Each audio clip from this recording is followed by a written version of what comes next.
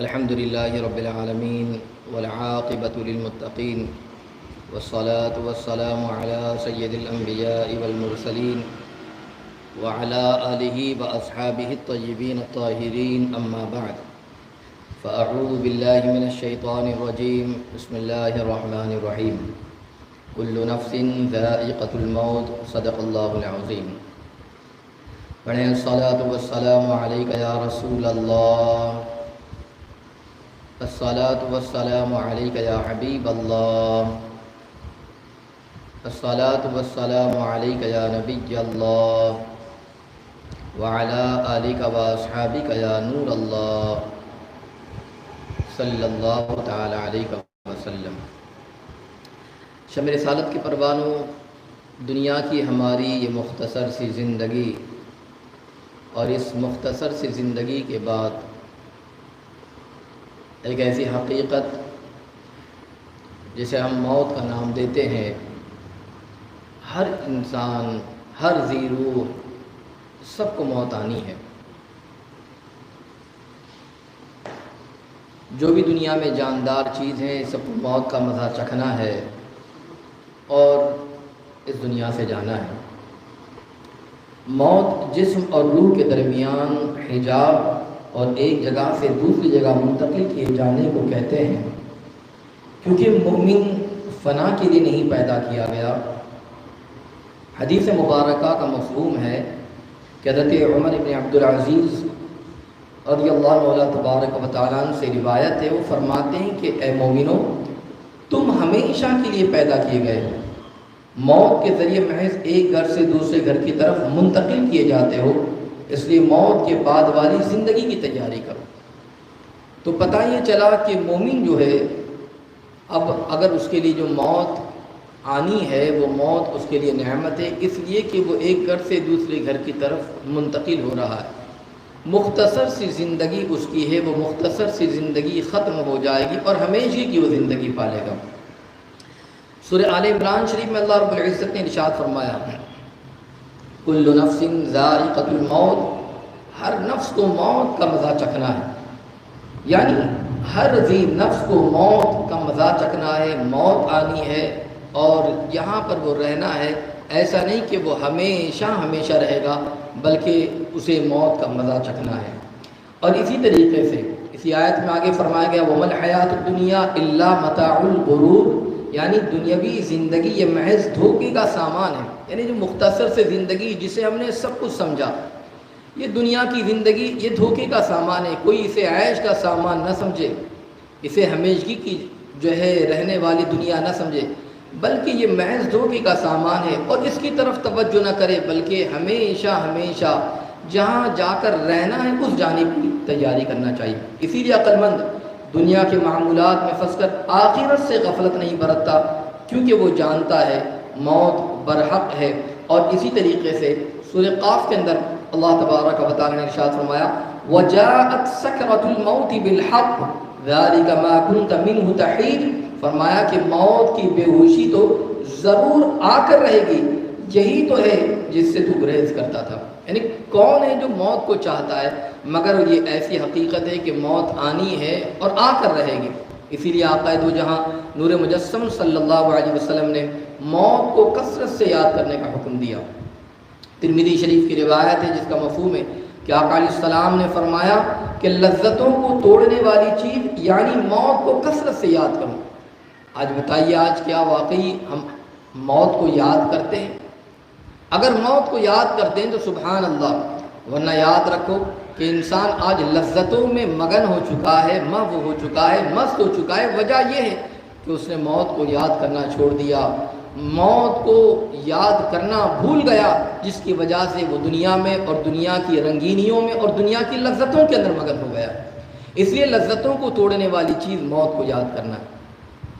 بخاری شریف کی ایک روایت ہے، حضرت عبداللہ بن عمر رضی اللہ تعالی عنہ سے روایت ہے، وہ بیان فرماتے ہیں جس کا مفہوم ہے کہ آقا دو جہاں صلی اللہ تعالی علیہ وسلم نے میرا کاندھا پکڑا اور فرمایا، دنیا میں ایسے رہو جیسے کوئی پردیسی یا مسافر ہو اور اپنے آپ کو مردوں میں شمار کیا کرو، یعنی دنیا میں مکمل طور پر منہمک ہو کر آخرت سے غفلت برت کر نہ رہو، بلکہ دنیا میں جب آئے ہو تو ایسے رہو کہ مختصر سی زندگی ہے اور یہ زندگی ختم ہونے والی ہے. جیسے ایک مسافر ایک جگہ پر رہا پھر کہیں اور جانا ہے، وہ اور سفر طے کرتا ہے، اور اس طریقے سے وہ مختصر سے مدت کے اندر وہ یہ کہتا ہے کہ مجھے سفر کرنا ہے، تو اس کے لیے وہ زیادہ راہ اتنا ہی رکھتا ہے جتنی اس کی ضرورت کی چیز ہو.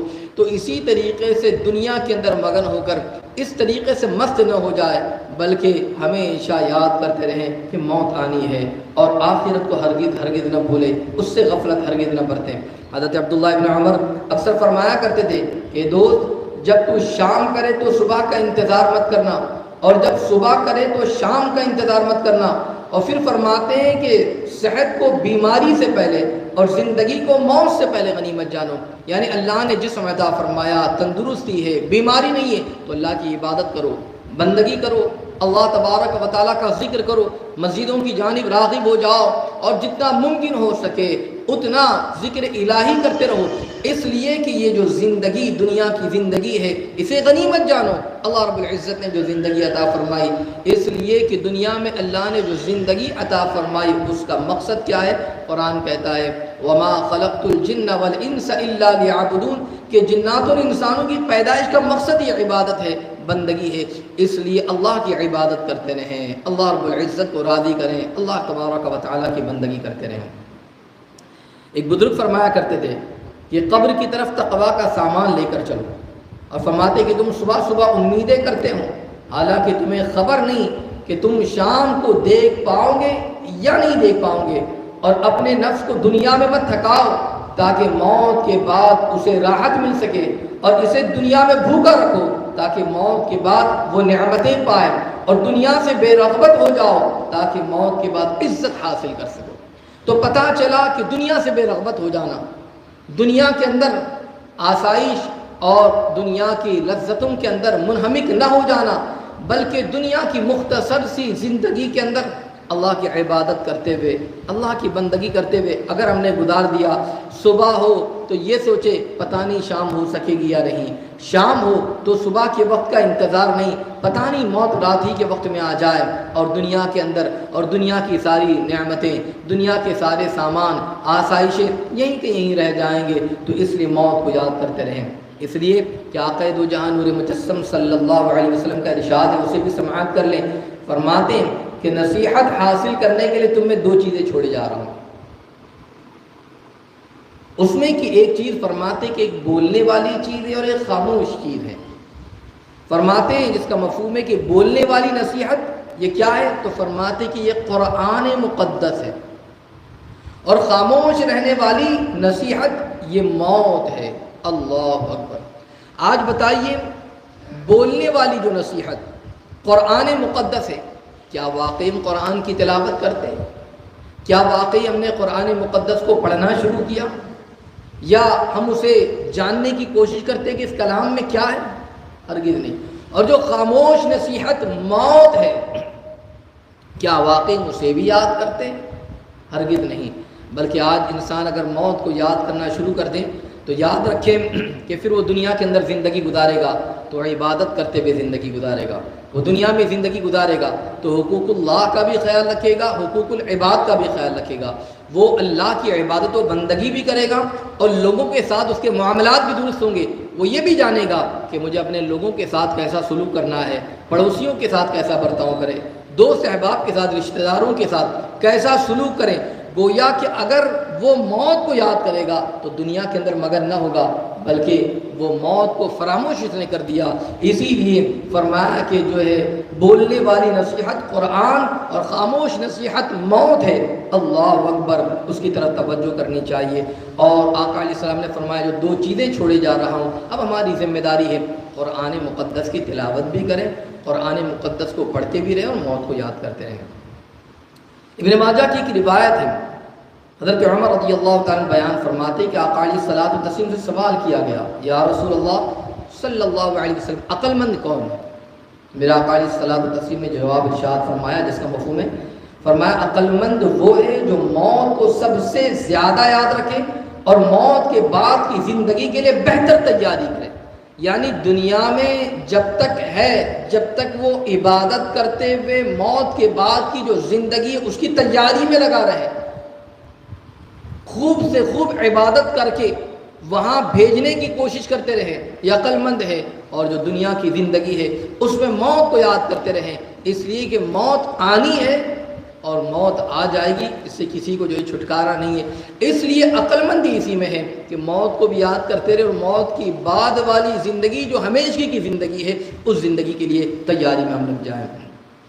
اسی طریقے سے ترمذی شریف کی ایک روایت فرماتے کہ حضرت شداد بن اوس رضی اللہ تعالیٰ عنہ روایت بیان کرتے کہ آقا علیہ السلام نے فرمایا عقل مند وہ ہے جو اپنے نفس کو خود بدلا دے اور موت کے بعد والی زندگی کے لیے کام کرے، اور نادان کے حوالے سے فرمایا کہ نادان وہ ہے جو نفس کی اطاعت کرے اور بے شمار تمنائیں پالے، یعنی یہ ہے وہ ہے، یہ تمنا، یہ آرزو، یہ خواہش، اور اسی چیز کے اندر وہ لگا رہے۔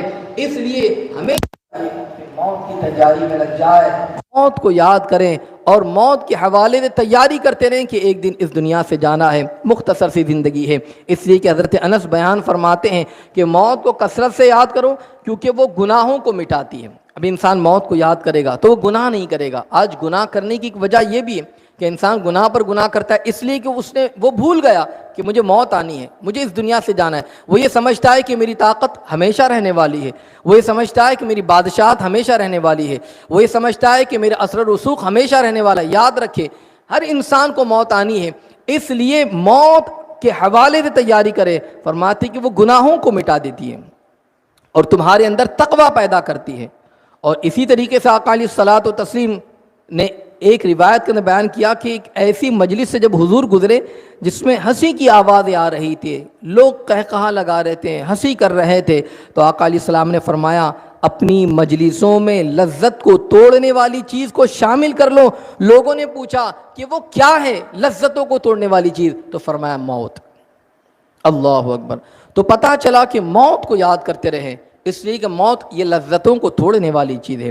اور امام احمد نے اپنی کتاب میں اس حدیث مبارکہ کو نقل کیا کہ آقا علیہ الصلوۃ والتسلیم کے پاس ایک آدمی کی تعریف کی گئی، حضور یہ ایسا ہے، اس کے اندر یہ وصف ہے، اس میں یہ خوبی ہے، یہ ایسا کرتا ہے، یہ اتنی عبادت کرتا ہے، یہ اتنی بندگی کرتا ہے، یہ اتنی نیکیاں کرتا ہے، بہت ساری اس کی خوبیاں بیان کی گئی، لوگ بہت تعریفیں کر رہے تھے، یہ ایسا یہ ویسا ہے۔ تو آقا علیہ الصلوۃ والتسلیم نے پوچھا کیا وہ موت کو بھی یاد کرتا ہے یا نہیں؟ یعنی موت کو یاد کرنے کے حوالے سے وہ کیسا ہے، کیا وہ موت کو بھی یاد کرتا ہے یا نہیں یاد کرتا؟ تو عرض کیا گیا نہیں۔ آپ نے فرمایا تو پھر وہ ایسا نہیں جیسا تم کہہ رہے ہو، یعنی اتنی تعریفیں جو تم کر رہے ہو یہ ایسا نہیں ہے، بلکہ موت کو وہ یاد نہیں کرتا تو اس تعریف کا وہ مستحق بھی نہیں ہے اس تعریف کا۔